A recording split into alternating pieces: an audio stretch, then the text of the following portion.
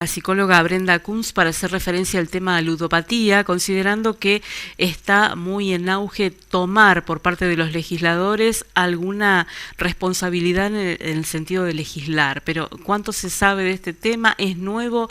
¿Y por qué nos preocupa tanto que sean los adolescentes los que estén muy enfocados hoy en ser protagonistas de esta situación? ¿Es realmente así o estamos viendo en ellos un síntoma que es un poco más extendido? ¿Cómo va? Buenas noches. ¿Cómo estás, Sanari? Gracias por acompañarnos. Bueno, una vez más estamos haciendo foco en adicciones. ¿Por qué nos tenemos que ocupar de las adicciones en adolescentes? ¿Son nuevas? Las adicciones, no, por supuesto que no. O sea, a ver, en realidad lo que sucede con una adicción es el vínculo que se genera con el objeto, ¿no? Adictivo, que puede variar y puede ser diferente según la persona, según el problema, digamos, que tenga la persona en relación a ese objeto, ¿no es cierto? Entonces, a ver, una persona puede ser adicta a las compras, a la comida, a las sustancias, a Al teléfono. al teléfono, a las redes sociales. A ver, el tema de las adicciones puede haber, incluso a las personas también. O sea, hay vínculos que no son sanos y no se generan desde un apego, no sé, amoroso, sino desde también muchas veces desde lo adictivo. ¿Y por qué el tema de la ludopatía está tan en este momento mirado por todos los sectores? ¿Tiene una eclosión más fuerte? ¿Es distinto o perjudica más a los sectores que están en este momento sufriéndola o exponiéndose dentro del tema? Bien, cuando algo eclosiona, digamos, es porque se dan unas bases, digamos, para que esto ocurra. En este caso hay un contexto social que hace que hoy en día la adicción al juego, que sería la ludopatía, ¿no es cierto? Y sobre todo online, ha eclosionado en este último tiempo, sobre todo a partir de la pandemia. Fue progresivo. ¿Por qué pasa esto? Porque, bueno, primero, ¿no es cierto? A partir de la pandemia surgió un cambio en nuestra forma de relacionarnos, en lo que es, digamos, por ejemplo, antes lo que era presencial ahora se da de manera virtual. Entonces, ¿qué sucede? Antes uno podría pensar que la persona cuando tenía que jugar, ¿no es cierto?, iba a un lugar físico específico, ¿no es cierto? Hoy en día lo tenemos al alcance del celular. O sea, esa fácil accesibilidad, digamos, con una tecnología hace que el casino, por ejemplo, o el juego que sea, esté las 24/7 en el hogar, por ejemplo. Entonces, bueno, eso ya nos da una base de que esto es preocupante y de que las personas que por ahí pueden tener una tendencia a las adicciones, bueno, la ludopatía se genera, ¿no es cierto?, como una de las problemáticas muy... me parece que los padres en un problema en el sentido de ver que los adolescentes necesitan algún tipo de control. Y se juega mucho en un padre saber hasta dónde, digamos, invadir lo que podría ser la privacidad del uso de un teléfono y el control de lo que se hace con ese teléfono. Hay un límite ahí bastante difuso o muy difícil de llevar adelante. ¿Cuál sería el punto ideal para resolverlo? Bueno, o sea, yo considero que, a ver, en estos contextos, digamos, ya ser padre es muy desafiante. Claro. ¿No? Porque sobre todo en la adolescencia, como vos decís, o sea, no... a diferencia de la niñez, la relación es más, muchas veces, por el propio cuestionamiento y por, a ver, a las normas propias del adolescente y por esa necesidad de tener sus propios espacios y tomar sus propias decisiones, ¿no? En esa búsqueda de libertad, además en su proceso de madurez, ¿no? Que se haga responsable de sus propias acciones. El tema es cuando existen algunos indicios de que ese adolescente está presentando un problema o está sufriendo, digamos. ¿Y cuáles son esos indicios? En el caso específicamente de la ludopatía, digamos, que al día de hoy alcanza mucho a la población adolescente en este último tiempo, porque muchísimas plataformas son ilegales, entonces no hay restricciones en edad, por ejemplo, para acceder. Y también el uso, ¿no es cierto?, del manejo del dinero que hacen los adolescentes por ahí con las plataformas. Claro, con las distintas plataformas, ¿no? Entonces, a ver, hay que hacer una distinción de lo que es este tipo de adicción con respecto de otras. No es lo mismo una adicción a la sustancia o al alcohol, donde existen por ahí indicios más evidentes de que la persona puede estar consumiendo, ¿no?, por cambios por ahí en lo físico, en las actitudinales y demás, que en la ludopatía o en la adicción a las apuestas. Entonces, ¿es menos grave o no? No, por supuesto que no, porque se genera, a ver, lo que me refiero al ser menos sintomático, evidente, exacto, o sea, es como más difícil, es como más sutil la observación que hay que hacer, ¿no es cierto? Porque es comportamental, es como la adicción a las compras o otro tipo de, ¿no es cierto?, o al teléfono, como decías vos, a las redes.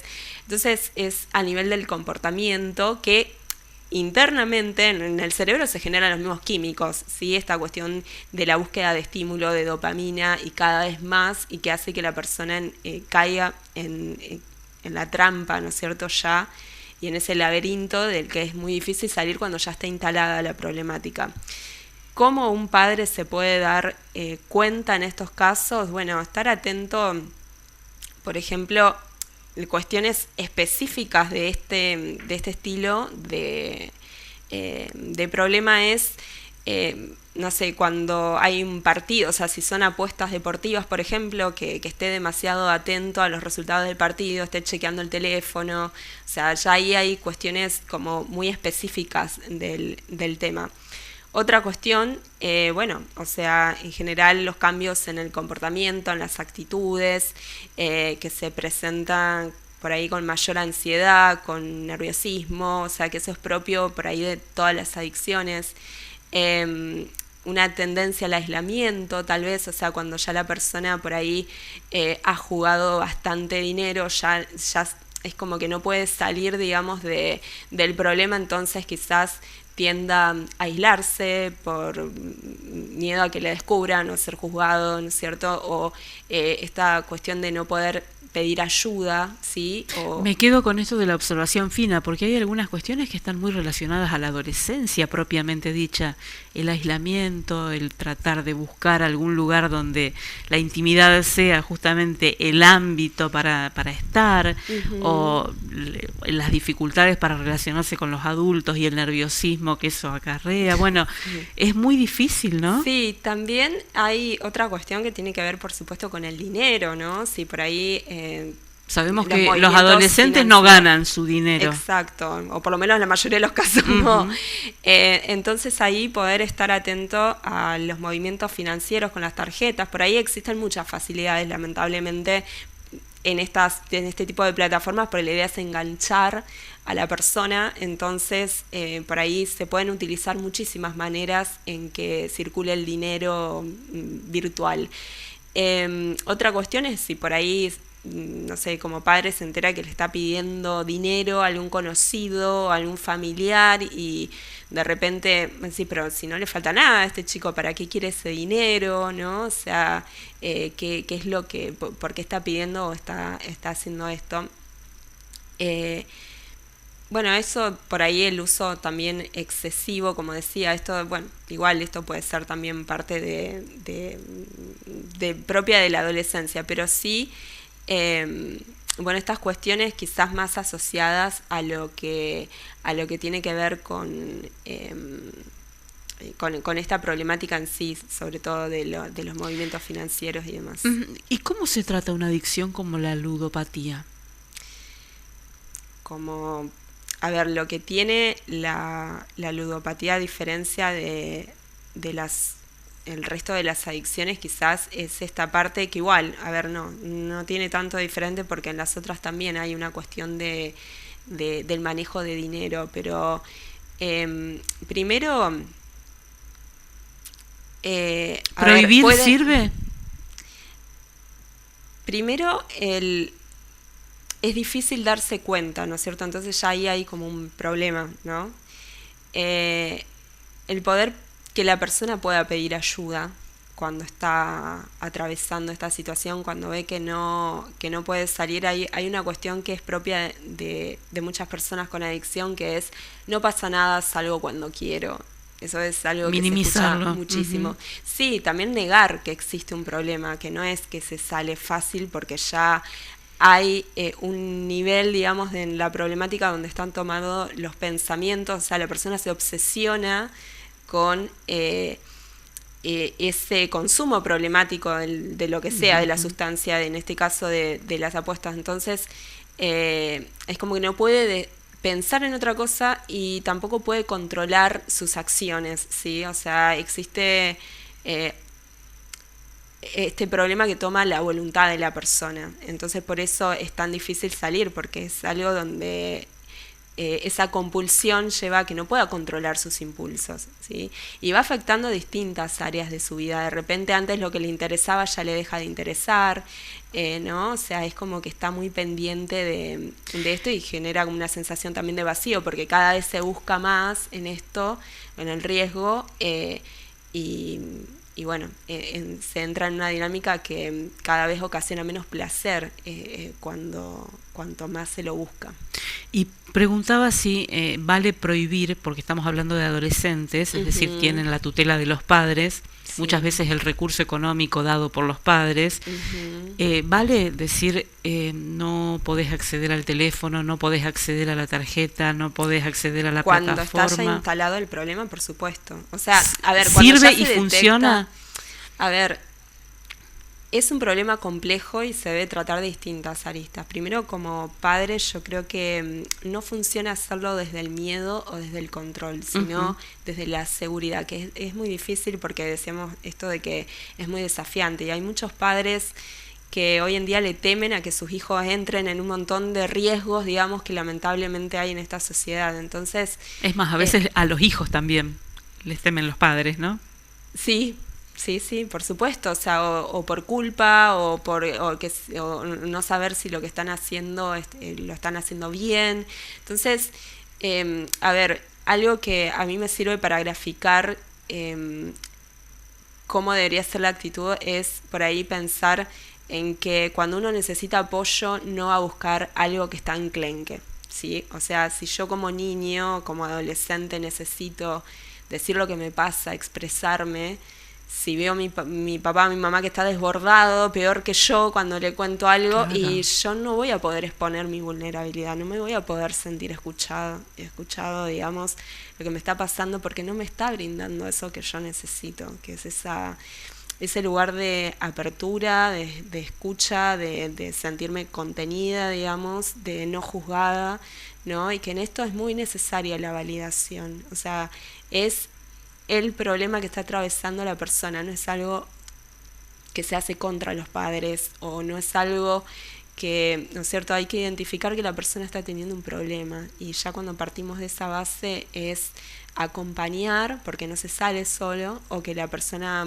pueda contar con personas de confianza, a ver, si ya está detectado, por supuesto, un acompañamiento terapéutico del tipo adaptado a lo que necesita la persona, porque eso es una problemática compleja que a veces con terapia individual no solo sirve, ¿no?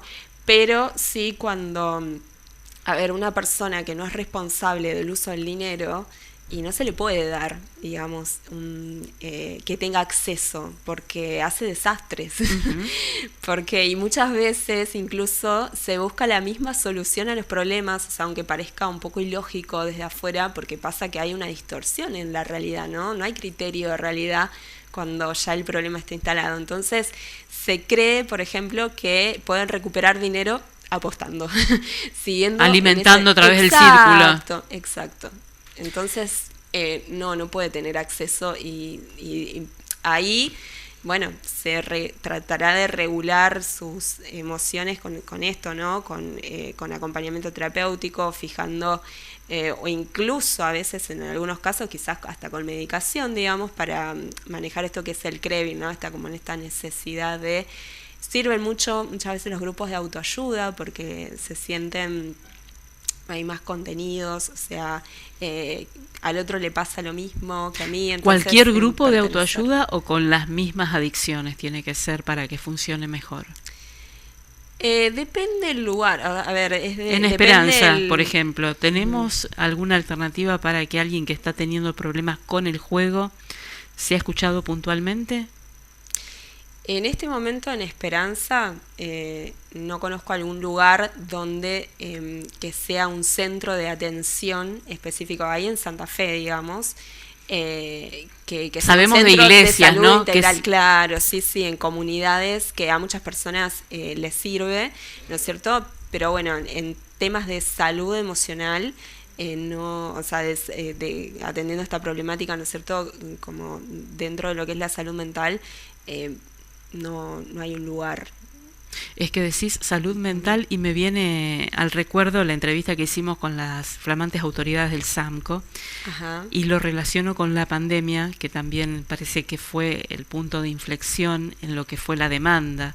Para ellos hablan de que se quintuplicó la necesidad de profesionales en el hospital. Viene todo muy atado, ¿no? Sí, para mí la pandemia fue, de hecho... fue como el cambio de una era, o sea, y eclosionaron un montón de, bueno, de por ahí de condiciones, ¿no? De salud mental, digamos, que hay que atender y tuvieron sus consecuencias. Y siguen. Siguen. Gracias por haber venido, Brenda, muy placer. amable.